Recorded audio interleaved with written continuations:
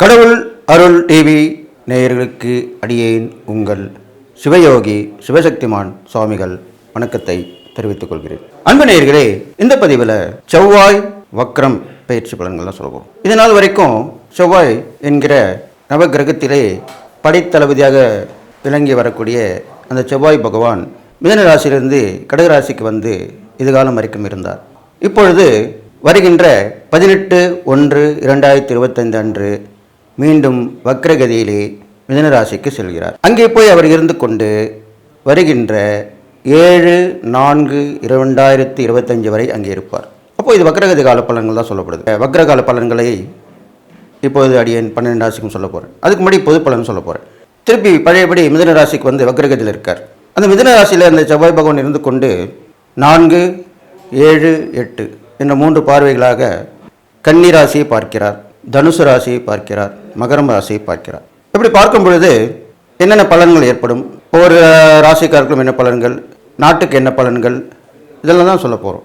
அப்போ பழையபடி ஒரு கிரகம் வக்ரம் பெற்று இருக்கும்பொழுது வக்ரம் என்றாலே குணம் மாறி உள்ளது என்று சொல்ல வேண்டும். சாதாரண நிலையில் இருக்கிறதுக்கும் வக்ரம் குணம் மாறி இருப்பதற்கும் வித்தியாசம் இருக்கிறது. அந்த வகையிலே வக்ரகதியிலே இந்த செவ்வாய் பகவான் இருக்கும் பொழுது ஏற்கனவே அவர் கோபக்காரன், படைத்தளபதி, ஆக்ரோஷமாக செயல்படக்கூடியவர், போராடும் குணம் கொண்டவர், இது மாதிரிலாம் தான் அவருடைய குணங்கள். சகோதரகாரகன், பூமிக்காகாரகன், பூமிக்கு உண்டான காரகன், இப்படியெல்லாம் சொல்லப்பட்டு வருகிறது. அந்த வகையில் பார்க்கும்பொழுது இப்போ அவருடைய பார்வை பலன் பார்க்கும்பொழுது கன்னிராசியை பார்ப்பதினால் கன்னிராசி என்பது புதனுடைய வீடாக சொல்லப்படுது. அப்போது கல்வியிலே தொழிற்கல்வி சிறந்து விளங்கும். இந்த காலகட்டத்திலே ஏட்டுக்கல்வி, படிப்பு கல்வியை விட டெக்னிக்கல் எஜுகேஷன் சொல்லுவாங்க, அது மாதிரி அந்த தொழிற்கல்வி நல்ல ஒரு முன்னேற்றம் அடையும். அதை கற்றுக்கக்கூடிய மாணவர்கள் எல்லாமே நல்ல தேர்ச்சி அடைவார்கள். அது இல்லாமல் நாட்டுக்கு பார்க்கும் பொழுது சண்டை போட்டு வந்தவர்கள் சமாதானமாக கொண்டு வருவார்கள். ஒருவரை பற்றி ஒருவர் விமர்சனம் செய்தவர்கள் தான் செய்த தவறை பொதுவெளியிலே கூறி மன்னிப்பு கேட்பார்கள். இதெல்லாமே நடக்கப் போகிறது. ஏனென்றால் புதன் எல்லோருக்கும் ஒத்துப்போகக்கூடிய கிரகமாக சொல்லப்படுகிறார். அந்த புதனுடைய வீட்டை அவர் செவ்வாய் பார்ப்பதால் இவ்வாறு பலன்கள் ஏற்பட போகிறது. அடுத்ததாக நல்ல ஒரு கல்வியிலே வளர்ச்சி ஏற்படும். தொழில்நுட்ப கல்வியிலும் வளர்ச்சி ஏற்படும். மற்ற ஏனைய கல்வி கற்பவர்களுக்கும் வளர்ச்சி உண்டாகும்.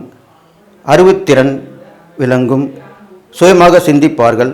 மக்களிடையே சுய சிந்தனை மேலோங்கும். இதெல்லாமே நடக்கும். அதுவும் இல்லாமல் வழிபாடு என்ற போது முருகர் வழிபாடு மேன்மேலும் பேசப்படும். செவ்வாய் பகவான் தனுசு ராசியை பார்க்கிறார். தனுசு ராசியை பார்க்கும் பொழுது குருவுடைய வீடு. குருவுடைய வீடு என்ற பொழுது செவ்வாய் இராணுவம், காவல்துறை எல்லாற்றுக்கும் உரியவராக சொல்லக்கூடிய கிரகமாக விளங்கப்படுகிறார். அந்த வகையில் பார்க்கும் பொழுது காவல்துறையிலே உயர் அதிகாரத்தில் இருப்பவர்கள் நன்கு நிர்வாகம் செய்து தீய பழக்கவழக்கங்களை தடுத்து நிறுத்தி தீயவர்களை கண்டுபிடித்து அதற்குரிய தண்டனை கொடுத்து அவர்கள் அவ்வாறு செய்ய அடுத்த தடவை அவர்கள் செய்யாமல் இருக்கக்கூடிய வகையிலே அந்த தண்டனை கிடைத்து மனம் மாறி திருந்துவார்கள். அடுத்ததாக இராணுவத்திலே உயர் அதிகாரிகள், இராணுவத்தில் உள்ள உயர் அதிகாரிகள், நிர்வாகத்தில் உள்ளவர்கள், அவருடைய வழிகாட்டுதலின்படி நம் நாட்டை பாதுகாக்கக்கூடிய திறன்கள் மேலோங்கும். இதெல்லாமே இந்த குருவுடைய வீட்டை பார்ப்பதனால் நடக்கக்கூடிய விஷயங்களா இருக்கும். ஏனென்றால் செவ்வாய் பகவான் நீண்ட நாட்களாக அங்கே இருக்க போகிறார். கிட்டத்தட்ட ஒரு 78 நாட்களாக இருக்க போகிறார். அடுத்ததாக மகர ராசியை பார்க்கிறார். மகர ராசி என்றது சனி பகவானோட வீடு. சனி பகவானுக்கும் செவ்வாய் பகவானுக்கும் பகை என்று சொல்லக்கூடிய விஷயம் இருந்தாலும் நீதி, நேர்மை, சத்தியத்தை நிலைநாட்டக்கூடியவர் சனி பகவான். அந்த தன்மையும் கண்டிப்பாக பார்க்கும்போது அதை வெளிப்படத்தான் செய்ய போகுது. பெரும்பாலும் பெண்கள், குழந்தைங்களுக்கு நல்ல ஒரு தீர்ப்பு வழங்கப்படும். அவர்களை பாதுகாப்பு நலன் கருதி தன்னாளர்கள், தொண்டு நிறுவனங்கள் உடையவர்கள், அது இல்லாமல் ஆட்சியாளர்கள் எல்லோருமே அவர்களுக்கு பாதுகாப்பு கொடுத்து நடைமுறைப்படுத்த போகிறார்கள். அதெல்லாமே இப்போ இந்த செவ்வாய் வக்ர காலத்தில் நடக்கும் என்று சொல்லி 12 ராசிக்கும் உள்ள பலன்களை சொல்ல இருக்கிறேன்.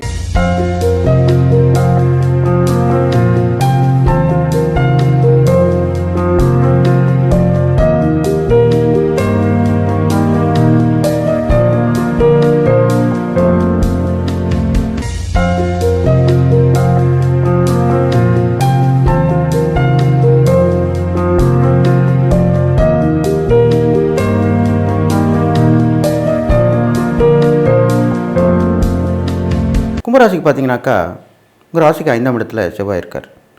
அவர் பார்க்குற இடம் 8, 11, 12. இப்போ ராசிக்கு 5ஆம் இடத்துல இருக்கிற செவ்வாய் சனியோட வீடாக இருந்தால் கூட வக்ர பெற்றிருக்கார், அதனால் நன்மை தான் புரிவார். குணம் மாறி இருக்கும்போது பாபகரங்களாம் சரி கெட்டங்களாம் நன்மை தான் செய்வாங்க. அந்த வகையில் பார்க்கும் பொழுது உங்களுக்கு நன்மையான விஷயங்கள் நடக்கும். நீங்கள் ரொம்ப நாள் நினச்சி இந்த விஷயம் கண்டிப்பாக நடக்கும். நிறைய பயணங்கள் போயிட்டு வருவீங்க, அது மூலிமா நல்ல பலன் கிடைக்கும். வெளிவட்டார பழக்கங்கள்லாம் சிறப்படையும், எல்லாருமே உதவிகரமாக இருப்பாங்க. அது இல்லாமல் உங்களுக்கு புகழ் பேர் எல்லாமே கிடைக்கக்கூடிய வாய்ப்புகள் வரப்போகுது. உங்களுடைய பேர் நிலைநாட்டப்படும். நீங்கள் செய்கிறது எல்லாமே இந்த காலகட்டத்தில் நிலைத்து நிற்கும். அது மாதிரி விஷயம் நடக்க போகுது.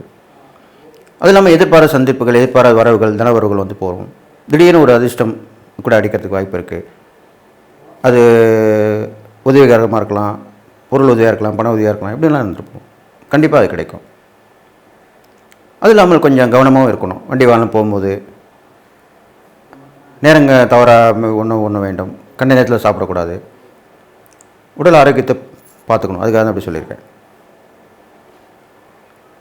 உள்ளுறுப்பில் பிரச்சனை வரத்துக்கு நம்ம சாப்பிட்ற உணவு தான் காரணம். அப்போ கவனமாக இருக்கணும். வெளி உறுப்பு பாதிக்கிறதுக்கு அடித்தடி படுறது, காயம் படுறது, அதனால பாதிப்பு வரும். அப்போது ரெண்டுமே பயணங்களில் போகும்போதும் சாப்பிட்ற விஷயத்துலையும் கவனமாக இருக்கணும். இது மாதிரி இருந்துட்டாலே சரியாயிடும். அது இல்லாமல் நிறைய லாபகரமான விஷயங்கள் நடக்க போகுது. உங்களுக்கு பெரியவங்களுடைய ஆலோசனை கேட்டு நடக்கும்போது நல்லது நடக்கும். மூத்த சகோதரர் மூலிமா நல்ல ஒரு உதவிகள் கிடைக்கும். இவனா உதவி பண்ணாமல் இருப்பாங்க, இப்போ வந்து உதவி பண்ணுவாங்க. அதுக்கு தான் நேரங்காலம்னு சொல்லுவாங்க. அது மாதிரி வந்து கிடைக்கும். லாபத்தை வந்து நல்ல விதமாக பெருக்கிக் கொள்வீங்க. ஒரு லாபத்தை எடுத்து அந்த ஒரு லாபத்தை யூஸ் பண்ணுவீங்க. தொழில் வியாபாரத்துலையுமே கவனமாக இருப்பீங்க, உத்தியோகத்திலும் கவனமாக இருப்பீங்க. இது மாதிரிலாம் கவனமாக இருக்க போகிறீங்க. அடுத்ததாக கும்பராசிக்காரங்களுக்கு ஏகப்பட்ட பிரச்சனைகள், கஷ்டங்கள் வந்திருந்தால் கூட இந்த செவ்வாய் வக்ரகதின்னு பார்க்கும்போது புதுமையான விஷயங்களை செஞ்சு பாராட்டு பரிசுலாம் கிடைக்கும். அது கிடைக்க போகுது. உங்களுக்கு துணிஞ்சு தைரியமாக செய்யக்கூடிய எல்லா விஷயமே நடக்கும், நல்லபடியாக நடக்க போகுது.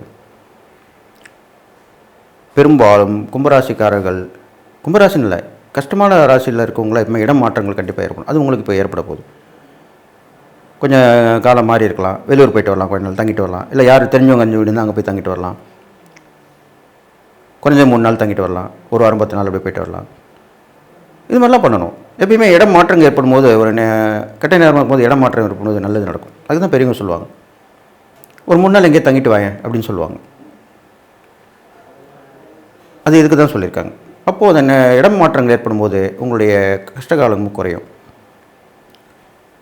அது இல்லாமல் கும்பராசிக்காரங்களுக்கு வரவு குறைவாக வந்து செலவு அதிகமாக இருக்கும். அதெல்லாமே இப்போ குறைஞ்சிடும், சரிசமமாக இருக்கும். நீங்கள் வந்து பார்க்கும்பொழுது உங்கள் ராசியாதிபதி சனி பகவான் செவ்வாய் வக்ரகதி பலன் தான் சொல்லிட்டு வரேன். அப்போது செவ்வாய் சனி முருகருக்கும் பெருமாளுக்கும் தொடர்ந்து தீபம் போட்டு வணங்கிட்டு வரலாம்.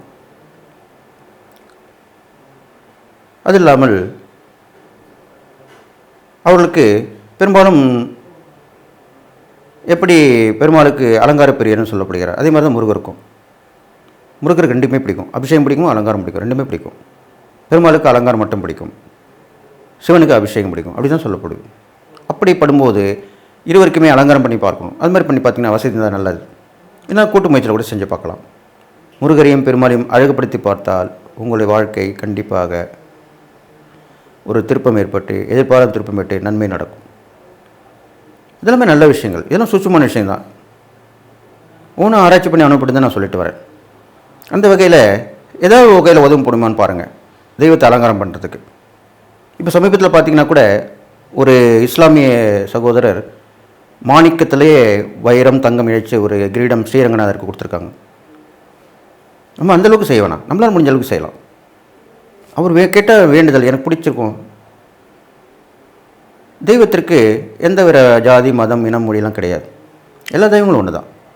அவர்களுடைய மன விருப்பத்தை பொறுத்து தான் இருக்குது. அந்த மாதிரி தான் நீங்கள் செய்ய சொல்லியிருக்கேன் உங்களுக்கு. அது மாதிரி செஞ்சுட்டு வந்தாங்களே, உங்களுக்கு எந்த தெய்வத்தை அழகுபடுத்தி பார்த்தாலுமே உங்களுக்கு நன்மை நடக்கும். அது இல்லாமல்